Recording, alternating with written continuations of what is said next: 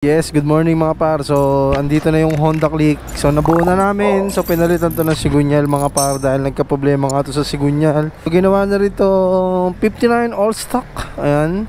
So, syempre, bago yung block. Nangyari sa block niya is kayod. So, ito, naabot yung block niya mga par. Ayan o. Ching! So, kinakayod siya mga par. So, ito, MTRT na block. Tapos, stock head, stock throttle body. So, kakatapos lang namin buuhin to ngayong araw na to. So ikakasan na lang to sa chassis mga par. So ayan si Christian, asikaso na tayo dito sa shop mga par. So bali tatawagan na lang natin yung may-ari para makuha to mamaya maya. Ang schedule natin ngayon is Aerox and Honda Click na super stock 63 basic mga par. So ayan si Cutie Boy, kinakana na yung Mio. Po syempre meron pa tayo dito Mio I. Ayan mga par. So galing to sa iba. Dinala na to dito kalas-kalas. Napakaswerte nung unang gumawa nito. Gawa ng kinalas lang. Nayara na ng fully paid. Tapos hindi na binuo, di ba? So dapat hanap kayo ng mekaniko na magkakatiwalaan mga par. Dahil katulad nito nagkaroon ng problema. Tapos mabiyak yung makina. Hinayaan na lang. So palit sigunyal to mga par. Palit sigunyal yan. So bali nakasan na rin namin. Dalawa kasi itong Honda Click dito sa right side. Iyak namin ni Christian. So ito, buuhin na rin to ngayong araw. Sabay-sabay na dito sa Jeg mga par. So good morning Bumpy. Ayan, aling ng beer house si Bumpy mga par. Ayan, so asikaso tayo ngayon dito sa shop mga par. Let's go. So Honda Click mga par, so malapit na mabuo tong Honda Click. Tapos nandito na yung NMAX B2 na ipa-final tune. So 63 basic to mga par. So ito, lapit na to mabuo. Ayan, so nakabit na yung throttle body, MTRT na block, post water pump na Racing Monkey. So dito sa kabila, Cutie Boy. Gagawin dyan Cutie Boy. Anong karga nyan?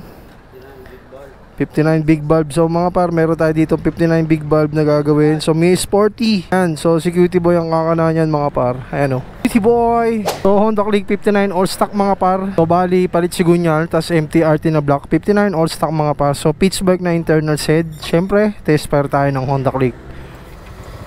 So yan, umaandar na yung 59 all stock mga par. So tapos na tong araw na to. So pwede nang pick upin ng may-ari mga par. So NMAX B2 mga par, full accessories. Ayan, so kung makikita nyo, ayan, busy tayo dito sa shop ngayon mga par. So ang daming schedule ngayon dito. So ito, nagkaroon ng problema sa may spring. So ang kakana nito, ayan, si JM. Si JM mga par, so sugatan pa yan.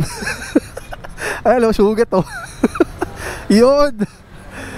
So bumitaw sa TBC yan mga par. So ito, babalik na lang. Giwalay naman na yung head. Ito yung head niya mga par. Ayan, so nangyari dito, tumunog, pak, tapos pinwersang paanda rin. Siyempre di naman alam ni customer, kaya bumaluktot yung valvula mga par. So asikaso na yan dito. So wala na may ibang tinamaan. Ayan o, so lilinisan na lang yan ni JM mga par. So maganda umaga sa inyo lahat dito sa Jeg mga par. So bubuhin na natin ito. Tapos NMAX B2, let's go. So dito may sporty, yan si Cutie Boy. So, biyak dito, biyak makina, biyak, palit sigunyal. Yan si Jason, partner ni Cutie Boy mga par. Tapos syempre Christian, final tuning ng NMAX B2 na 63 basic. Syempre 185cc yan. So head na lang ang kulang ni bossing dyan. Tapos dito, ayan o, mga naka-schedule mga par. Ito Aerox.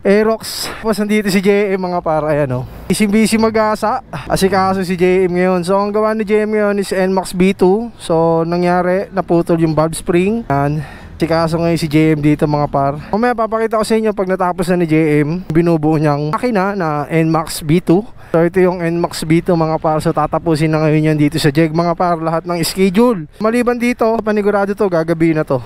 So asikaso yan hanggang pagbaklas mga par. So NMAX B2 mga par, so ang naging issue nito is putol yung valve spring. So ayan, buo na, nalinis na ni JM. Ayan mga par, ali ang nangyari dito, naputol yung valve spring nya. Tapos bumaluktot yung valve. Gawa nga ng, syempre hindi naman alam ni customer, kaya pinwera sa paanda rin hanggang sa nabali na, bumaluktot.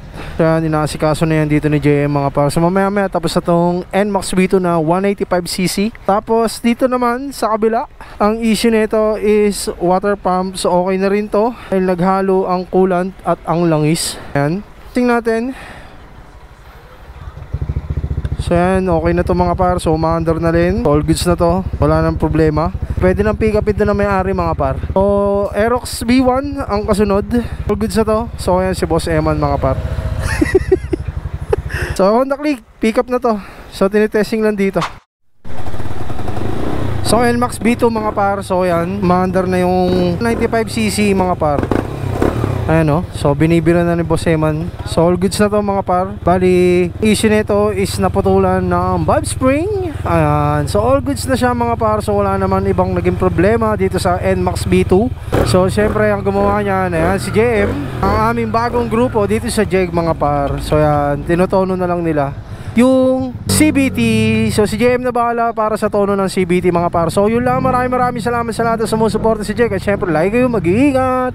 Peace out, cheese!